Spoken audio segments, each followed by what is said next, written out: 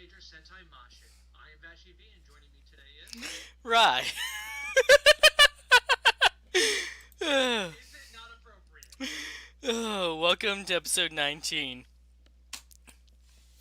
Uh, so Juru has a friend who's a preschool teacher.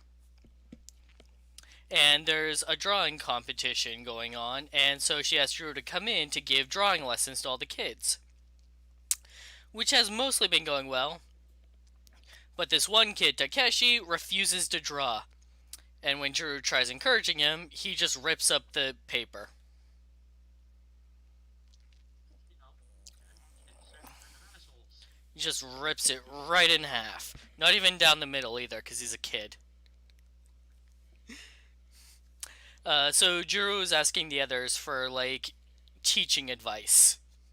And all the gemstones start going about how their partner would make a great teacher. Because, Tomitono leads a competitive esports team. Shigeru is a role model. Sayo has to maintain a smile under pressure. Sina is very, active and goes for things with vigor. Which she takes as a diss, which I like that. But This is an episode that the start of it raised a giant question that, in fairness, is answered next week. Of, is it school in session? yeah, He's a high uh, school student. How is he just not in class? it's a preschool, so it could be different hours. I don't know how Japan works. Right, Or it could just be that he's, getting student credit. right. It's an aspect of the show that hasn't been touched on yet. Yeah, Juru's in high school, and the most we get of that was in episode Episode 0. 2. Yeah, when they go find when he When goes finds his ass at the high school. when a girl asks him to draw his portrait because she's making fun of him, and then he spends so long on it. It's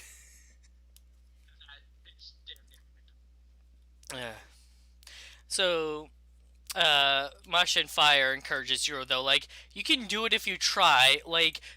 Look at all the miracles you've already performed. which he's got a fair point. A lot of this episode is just a matter of confidence on Shuro's part. They get an emergency call from Takamichi, who's fighting Garuza in his mech. But Garuza is acting very weird and is dancing around and dodging and moving in a behavior very reminiscent of Tarantula. Fucking great. This is one of those things where I enjoy TV Nihon over most other um, productions when it comes to subtitles and stuff like that, because they add that flavor text to it. So, character text for certain people are different. Like Tarantula's is very green and yellow and spider-like. Garuza's is, what, blackish purple with You're right. outlines and whatnot. Yeah, and they make So, sure to match character color schemes. right. Typically, there are a few that wasn't the case. Like Tokuger, they didn't, but that's because they were constantly swapping colors. Um, but in this particular case, it's like I saw Carantula's text pop up, and I'm like, "What the fuck's he doing in there?" See, I didn't notice the color on the text. I just noticed that the behavior was is that Tarantula piloting the mech? Right, which I got too. It's like, and then they showed the cockpit, and it showed that no, it's Garuza piloting it, but it sounds an awful lot like Carantula. And then a flash of light appears, and then suddenly the Mashin falls on Takamichi's mech. And the Garuza bails. The Kiramagers wake up to find that they can't move. And the gemstones wake up to find that they can move. It's just such a like the way they did this, like character to character, was fantastic. So each of the Kiramagers have swapped bodies with their respective gemstone partner. Takamichi is his gemstone, so he's unaffected. Right, which he makes a point of saying later in the episode. And you like the visual comedy on all of them is great as like they try to move the way they normally would. Right, or even just like the realization that they're not in their right bodies. They do this, like Mock does the standard, Like I'm naked. body check. Well, initially he goes to do the I'm a male in a female's body. He Let me does check this situation out. he does that later, but But like, at first like he's like as he's realizing he's in Cena's body, he throws his arms around himself as though he's like a I feel exposed kind of pose. savoring the fact that he can smell Senna's Right, scent. yeah, I can smell my lady's scent on my body. Oh, I knew that he treated her like his mistress, but in this episode they just go for it. They go for a lot. Like they bring back the spanking. Yeah. Um, but like in terms of the whole him going to grab his chest thing, like the fact that they cut it off, they switch the image before he actually does it, and then cuts it back to after. That's how you do that, and not the let's linger on it uncomfortably long. And Cena yelling at him like, "No, I don't want that kind of relationship with you." Right. Like it's done in an expert way that doesn't come across as Yeah. creepy. Uh, That it's Mock is still a pervert though. right, but no, but it does. But this doesn't come across as being perverted. This just comes across as, hey, I've been a fucking gemstone in a car. What's this? That's how it comes across, rather than ooh boobs, or in the case of a couple of people, I have my penis back. Yeah. So, we get the opening, and there's a new addition. When it shows Mabushina, it shows the four Kanayame stones. That was their last episode. Okay, I didn't notice. I did, but I didn't remember to bring it up. Uh, so, the real Garuza is in Carantula's body, and Carantula is in Not Garuza's happy body. about it. Yeah, and he's not He's not happy. happy about it. Garuza's not happy. It's like, hey, alright, I said I'd lend you my dino train. What up with the body? Give mine back now. Like, and these are the ways that I like the fact that Sentai does this type of thing every once in a while, of using this type of setup to explain what the monster does, rather than it just being a no, here's a monster, go out and then let the audience see it throughout the episode. It's just no, here's straight up, here's what the monster does. Or having the monster explain to the heroes, like, oh, this is what my power is. Right. But yeah, no, seeing. I do like it when, like, the villains are seeing themselves what the monster does, so it's like, okay, so here's what our plan is, let's try this. Right. Like it works the different ways that they do it. Because you get um, like Loop Hat was a good instance of nobody knew what everybody's power was. Everybody had their own power, and then they had their own collection pieces, which altered everything, anyways. So it was a very much a go off and do your thing. We'll see how it works. For each of the monsters, it's like then you have ones where it's an overarching thing of we have one goal and trying to find that one monster that fits it. Like, Which usually comes down to work at the end of it going, fuck it, throw a general at it. but like in Shinkenger, it's like, alright, we want to drive humans to despair so that their lamentation fills our life source. And then it's, oh, I can do that because of this. Right, I can. You want me to make humans cry? All right, I can torment and torture some humans. Right. Like I'm good at kidnapping them And or and then there was that one monster in Shinkenger that was just like a standard monster of the week from any other Sentai, where it's like I'm fire and I'm just gonna burn everything, and like the generals back at the base are just like that guy is not gonna cause any despair. He's just gonna ruin everything. like there are gags through Sentai like that that I freaking enjoy. It's like, but if you think of it from like a logical standpoint from us, yeah, that would have caused torment. You're burning people's livelihoods down, you jackasses. Of course, that's gonna cause despair. But the point was that he was just destructive rather than emotionally manipulative. Right. Which that was the theme of the monsters.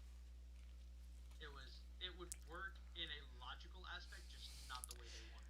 Right. So the Martians have to get used to the human bodies. I love Fire's comment. How do humans stand on such tiny feet?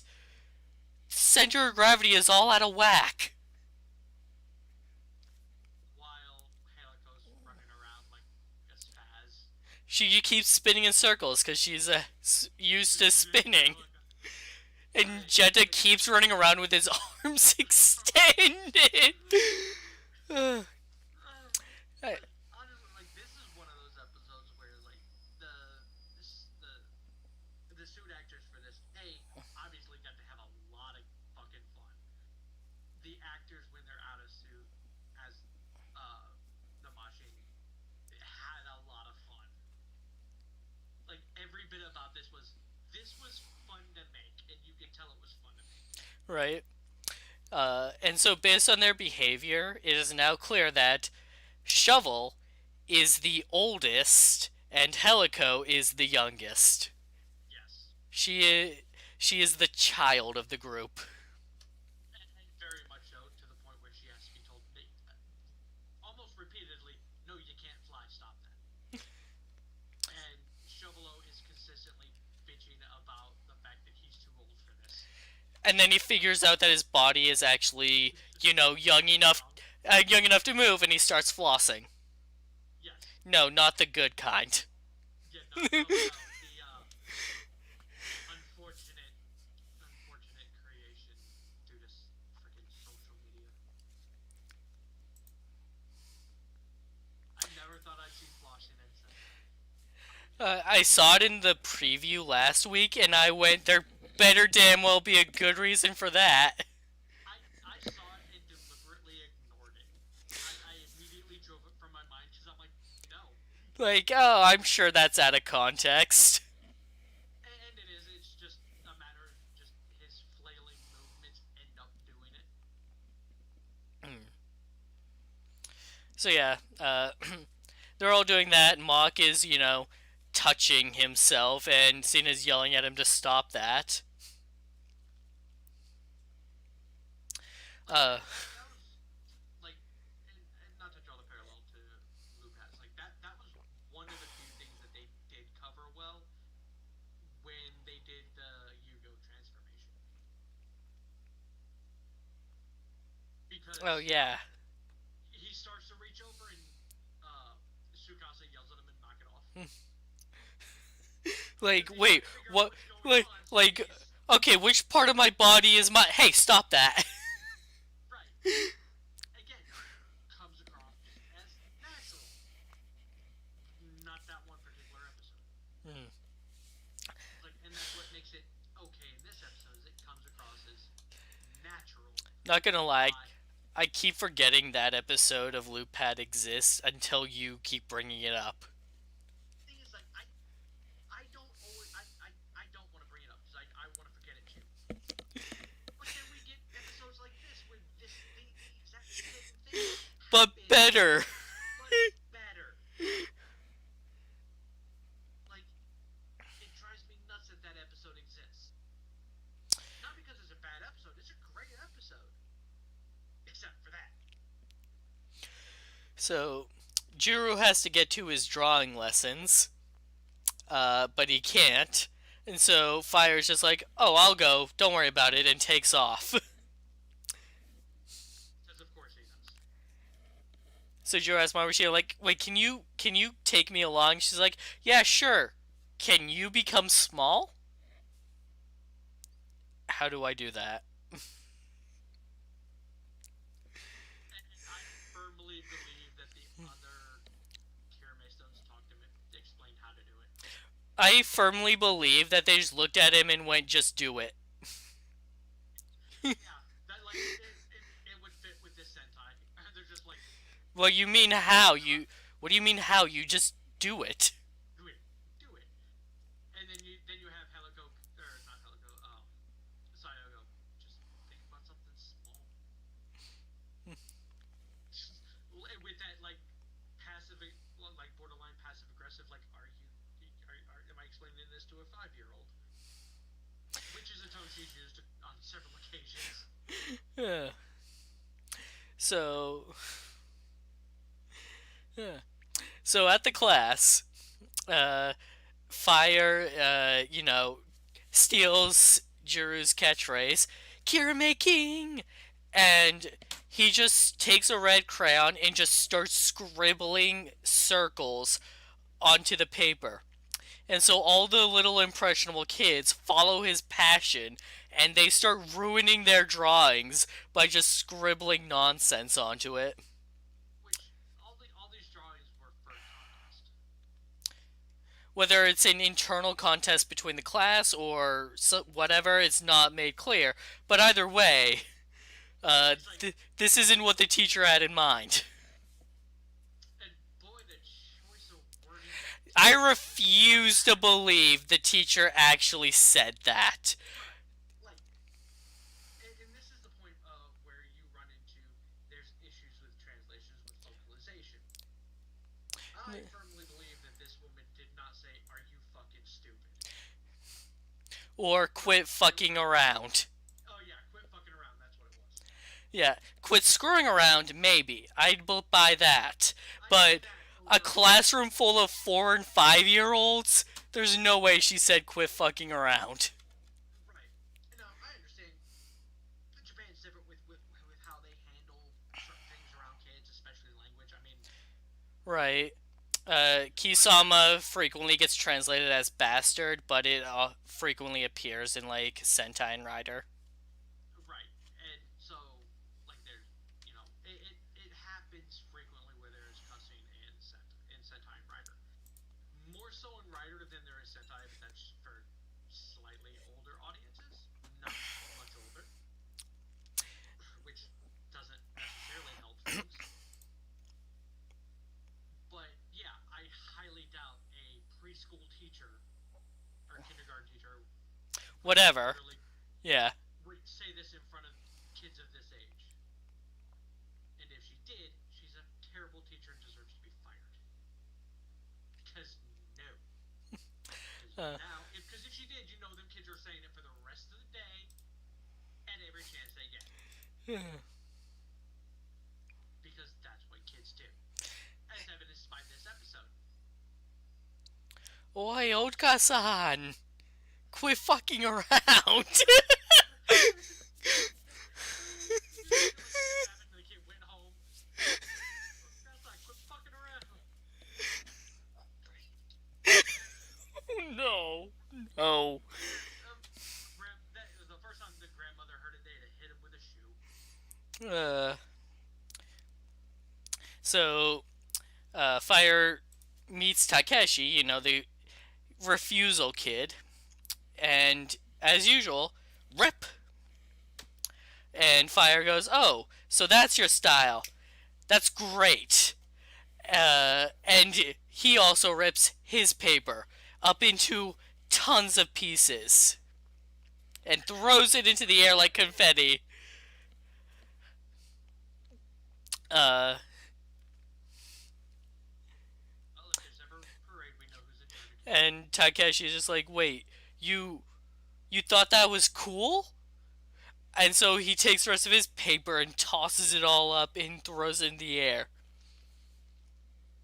Uh, And it spreads around the classroom, and all the kids tear up their competition entries and throw all the pieces into the air. And To Juru's dismay. yeah, Juru and Mabushina are off at the doorway and see what's going on, and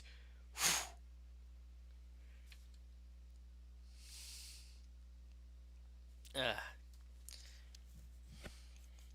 Like, it's this is one of those things where, like, the way this played out, it's very accurate to how this would play out naturally, anyways. So again, good job on the directors and the writers for this episode for understanding that a kids are impressionable, and two, in this particular instance, kids are going to want to have fun over top of doing anything else. Ripping up paper, throwing it in the air is much more fun than drawing a picture to a 4 or 5 year old kid. So yeah, the fact that all the kids would end up getting into it makes perfect sense. and so off to the side, Juru starts telling Fire off, but Fire's comments like, "But look at how, but they were having so much fun." And then Mabushino says like, "Hey, look, the kids are making a collage out of the paper scraps." Because of course they are. Because again, this is one of those where kids are kind of ingenious when it comes to stuff like this. It Uh, was, hey, what can we do with all this mess we made to turn to still be fun? Hey, let's build a puzzle out of it. and Fire encourages Takeshi some more, saying like, "Hey, don't lose your focus, keep going, and keep your momentum high." And Takeshi is like, "Hey, you're great. Thanks for praising me so much." And that's when Juru realizes like when he became a Kiramager, he found the motivation because Majin Fire praised him, and he realizes that it was that praise that truly helped him. Right. And this is one thing I think a lot of people fail to realize and all that. It doesn't take much to change somebody's mentality when it comes to how they view things. Praise goes a long way. Doesn't matter how minor the praise can be. You can praise somebody. It's like, hey, Rye, your hair looks great today. That Well, could put you in a good mood for the rest of the day. Because it could. Who knows? You know, you could have been having a shitty day until you heard that. Who knows? Um, but yeah, it's like praise does help people in this particular, to use this show's wording, sparkle. It it fills you with confidence to continue moving forward and all that. And it's I think it's something that gets overlooked a lot, especially with everything going on like COVID wise and all that. Because damn, depression hits high during lockdowns. Not that I've been locked down because I'm an essential worker. so meanwhile, the Jamenshi is going around swapping people's bodies. Swaps like an influencer with this elderly lady. So you get this older woman walking down the street saying, "Yes, queen, that shit ballin'." God, like that was great, and that did. I'm gonna have a question for you once we get to the end of this Alright. about that. About how fucking positive he was despite the situation. Oh no, no, it's because at the end of it, he to me he looks very familiar. Oh. I don't know. So just want when I say before we So, get to it. the other gems become the Cure Majors to try and fight the Jamenshi. None of them know how to fight. They can barely walk. Right. And so the actual Cure Majors are talking to them through the communicators and giving them some advice. Like, hey, don't rush in blindly. That kind of attack isn't going to work. It's useless. Just stop sitting on the corner cowering, That's so lame. and you can't fly. Stop trying to jump off tall things. And your swordplay sucks. And so the gems are getting their asses kicked. And for reference, Mach is hiding in the corner with a shield because if he fights, his lady's body could get hurt. He's definitely the sub in that relationship. He's really trying to be. 100%. He is really I mean, trying to be. step on my gas. Step on the gas pedal. Step on it.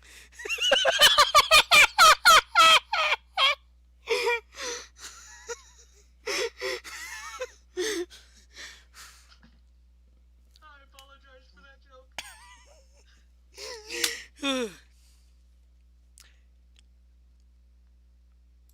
But it's not inaccurate.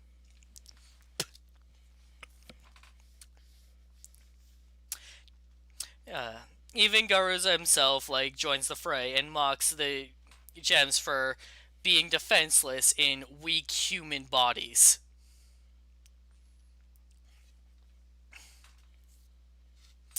Which, for a second, let's talk about that. That idea of a plan is actually kind of ingenious. In the aspect of, he's right. The physically, the machines would be weaker, so they'd be easier to take out. Right. Like, it's a smart plan. It doesn't work because, Sentai. And, friendship is magic. But this is also a unique interaction where instead of talking to the Kiramagers, he's talking to the actual gemstones. Right.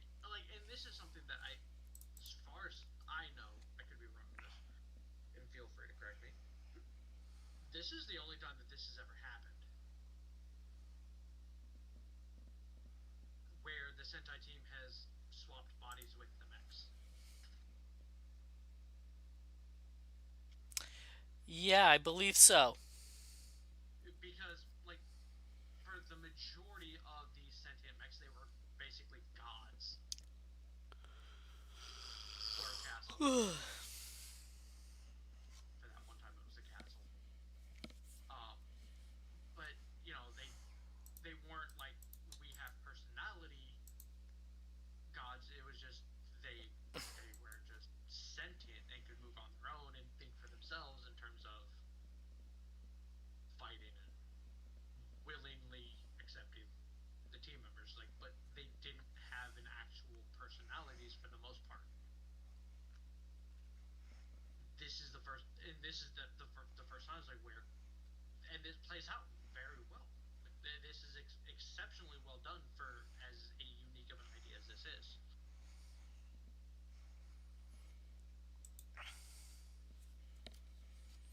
So, Fire joins the fight, confident. Uh, but Garuza is like, one more of you isn't going to make a difference. Uh, which would be true. But then Juru talks to the others and explains, hey, you know how our gemstones are always praising us and telling us how amazing we are and pointing out, highlighting all of our great good points? Let's do that for them.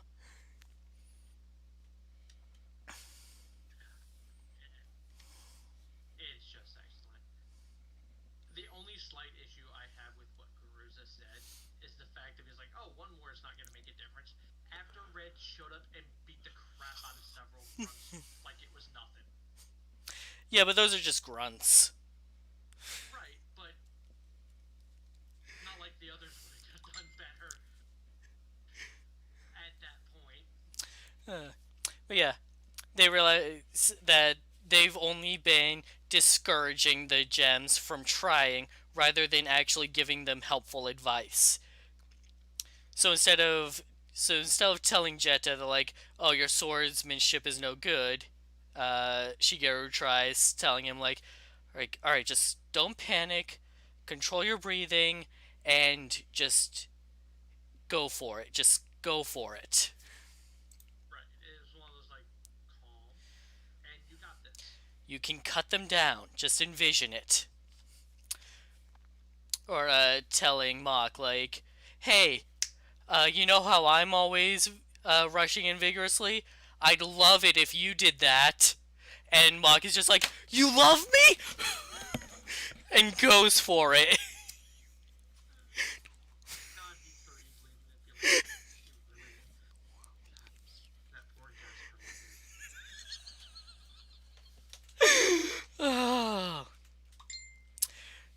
Telling Shovel like, uh, "Don't just charge in. Find cover and shoot from a safe distance."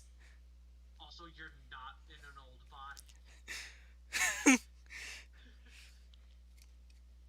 And telling Helico like, "You can't fly, but you can still spin." Man. At which point she gives a wondrous spanking to him. Her words, not mine. Like, and this is really like momentous because the gemstones have been the protectors of Crystalia for centuries, if not eons, and they've always been used as machines, whatever the kings needed. But here, Or they're actually getting to fight themselves. right, they've been. uh, let's quote Thousand Island tools, and now they actually get to actually kick some ass, and it's great. And they once they get that power of positivity, they kick ass, and leads to one of the greatest things ever. And The best thing about this episode. the Kirame gemstones roll call. It's amazing.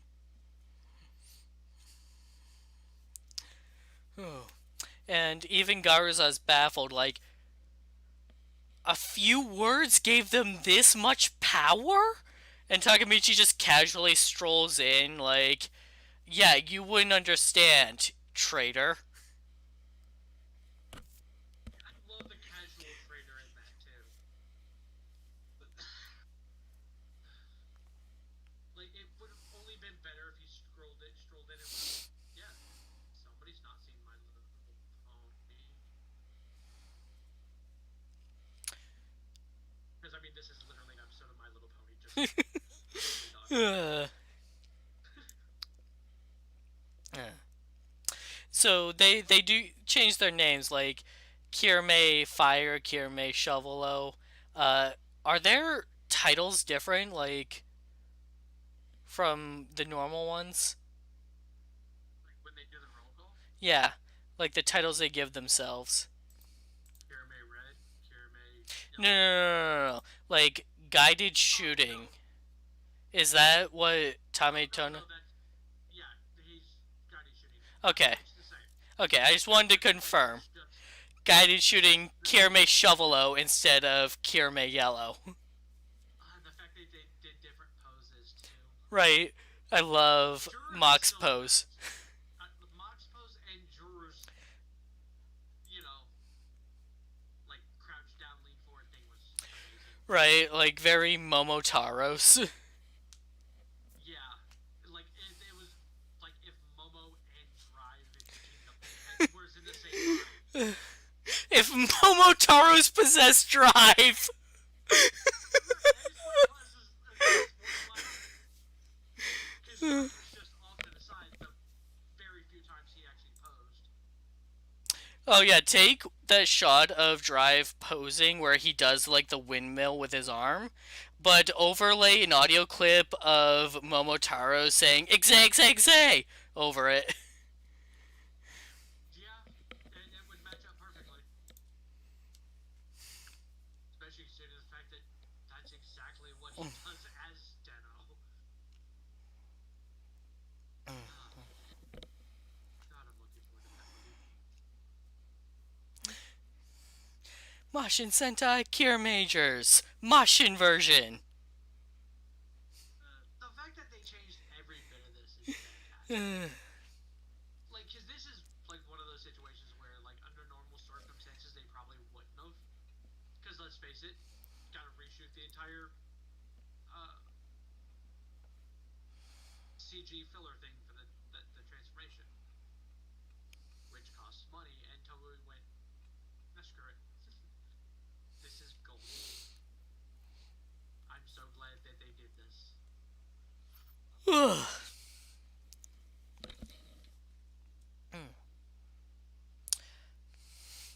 So, uh, the darkness meter is filled, and the Jumanji drops in. And while everyone is looking up at it, the Jumanji, who was getting his ass kicked, is just like, "Here's my chance to sneak away," and just disappears off camera. Oh, I thought that was a hilarious. For me, it was hilarious because the fact that he thought he got away with it. Takamichi's just go, hey, you guys go take care of that. I'm gonna take care of him. Especially after it's followed up with him realizing that Garuza bailed. Right.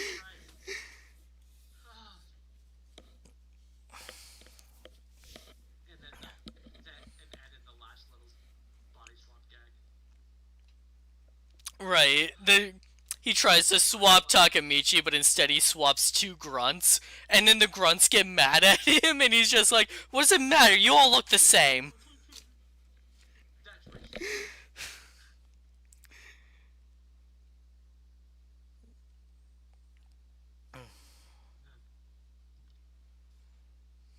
That was one I was like, I was unsure how they were gonna handle that, but again, they handled it perfectly and correctly.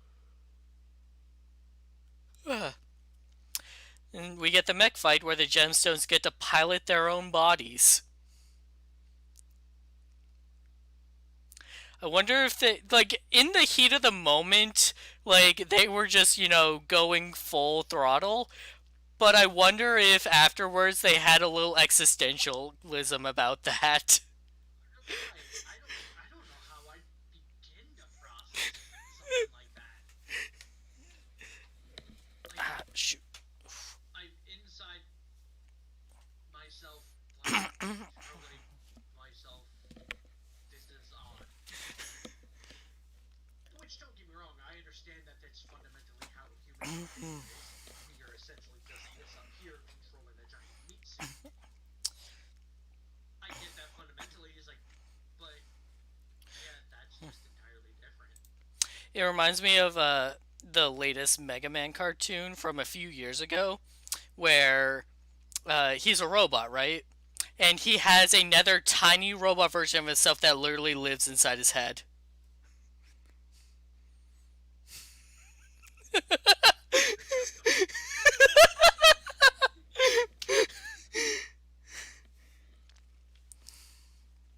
I don't know how to process that. Like that'd be something that's typically like the old school cartoon gag of like seeing somebody's thoughts in their head and it's got the guy walking back and forth. Right, right. Like it's just a representation of themselves in their head. But having it be legitimate is Like, weird.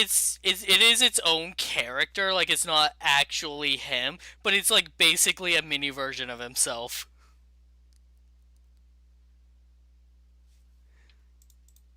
Like the existentialism of this is not something that I actually thought of at any point until you mentioned it. It's literally not something I thought of until we got to the mech fight. It's honestly it's kind of disturbing, and I'm kind of okay that they didn't touch on it. And then I love this trend where when the monster gets defeated, they have some kind of last phrase. And so I don't usually pay attention to them that much because they're usually just like a one-off gag. During Key Ranger, they were just all puns.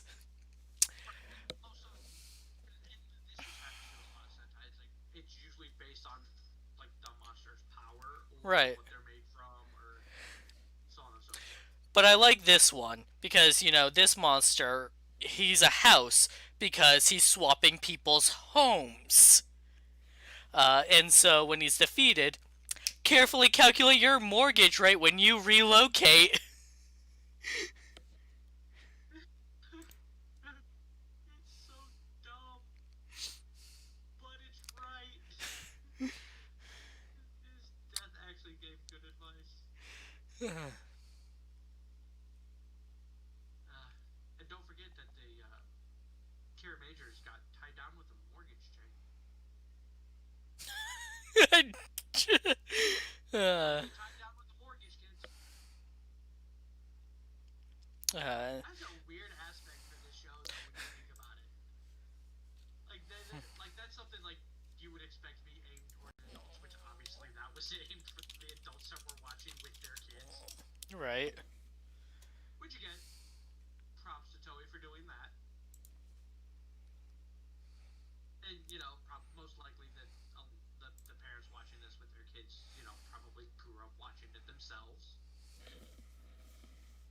because it's gotten somewhat better to be an otaku,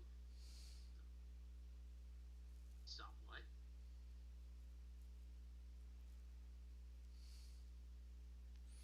So, everyone gets turned back to normal. They're returned to their proper bodies. Mock comments, I'm back already. That Dude is going hard for Cena. explains the cast list. I can't help myself. I'm sorry.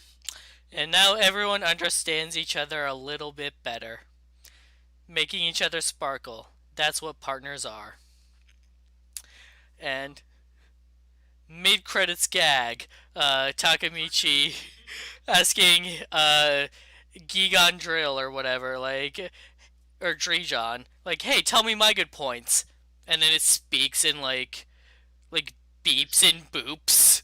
And Takamichi is just like, oh, he doesn't get me at all. Like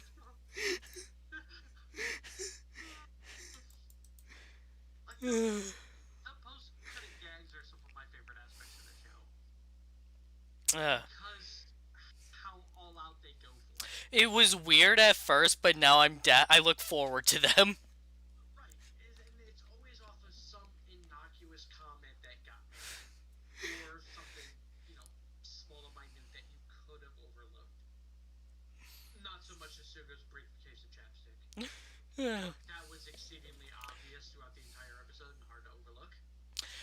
Or like Tame Tono's button, where it's like, what happens if we press it? Don't press it! Oh. For the most part, it's something small and innocuous. It just ends up being hilarious.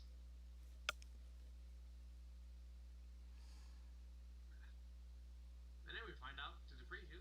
Oh yeah, at least one of them has a secret identity. Yep. Next episode preview. Juru. So the monster is sticking people together. Well, no, it's sticking people to things. And Juru happens to get stuck to one of his classmates while in suit, so he can't de-transform without revealing his identity to her. So it does confirm that Juru, at the very least, has a secret identity. Which and this has been my issue with every Sentai that has had secret identities. They transform out in the middle of fucking everybody anyways. Oh, I also checked the preview again. Everyone else is de-transformed in front of her, so Juru's the only one keeping it a secret. Okay, so it just maybe his own personal thing. Yeah, it's his own personal thing. Probably for his classmates and friends. Like, oh, I don't want to get them involved in this. That's a separate life. While we talk about this, go back to these. Everybody swaps back to the scene with the old lady and the influencer dude. Yeah. Um, So, Slow it down as he's coming around to the front, and tell me if I'm wrong in thinking that looks like Decade. Which Decade currently has white hair. We know from the coronavirus video.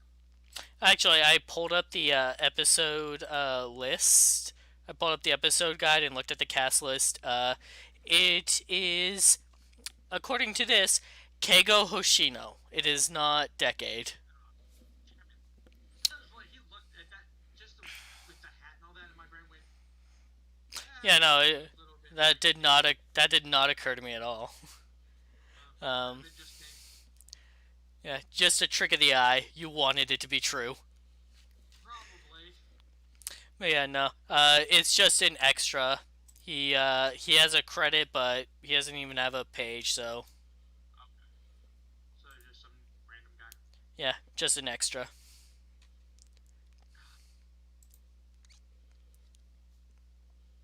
Like, because I went back and I checked that a few times. I'm like, I can't tell if it is or not.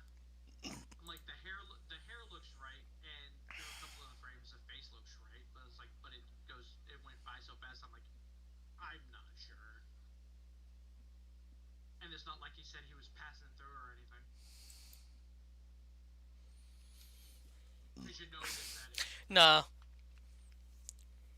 he's just like once he gets his bodies back, he's just like sick. What up, my homies? Like that dude's that more people need that dude's outlook on life. Right. And oh, shit happened. Okay.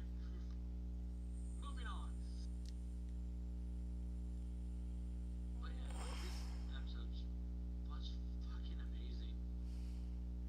Everything from like what little bit this episode was serious, because it was serious and it had that teachable moment for everybody, not just your group, to giving us more depth into the personalities and mindset of the Kirame Stones through this unorthodox method. Because typically we wouldn't have gotten character development on the machines very much at all. Right. Because Uh, typically it's here's a personality, that's it. and Maybe some slight changing like Monster X and character and whatnot. I don't expect to get much more than this because this has pretty much established that the gems exist to praise the Kiramagers to keep them motivated. Right. Like it validates their reason for being and not having Mamushina be the one to do it. But still, like I would love to see them start adapting to Earth culture more. Cause like in human bodies, Helko was saying like, "Oh, I've always wanted to try an operation," and she goes like, "Hey, I want to be a ladies' man," and it's like, "No, you guys can't do those things." But it's like I want to see them adapt more to Earth culture. Right. Rather than just being Like, these random blocks from Crystallia. And I don't and I don't know if what you looked up shows the suit actors for the Kira Majors for this particular episode. so the suit actor list has one name each, so I'm guessing that it's the standard ones that it's the same suit actors. If so, great job portraying that you're different people and different personalities. Which, given the fact that yes, this is just a one-off episode, so it's not as hard to do. When you get into like the way a lot of these episodes are filmed, it's a lot of back and forth between episodes and scenes and stuff that's being filmed, so that way they can film as much as they can and edit as much as they can in a small amount of time frame to get these episodes out on time, since this stuff is still filming as this is going on. So, given the fact of them being able to bounce around back and forth and then still bring the correct characters and movements to this episode and not have it feel out of place or weird is fantastic. And like making it seem like it's entirely different suit actors is fantastic and an expertly well done job.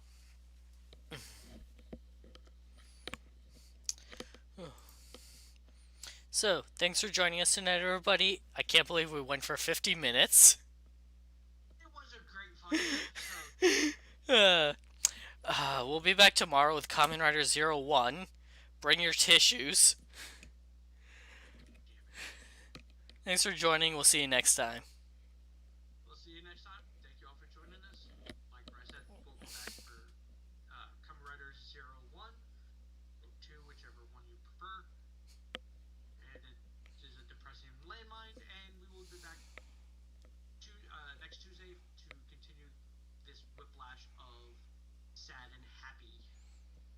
the next episode of Kiramager. Stay sparkly.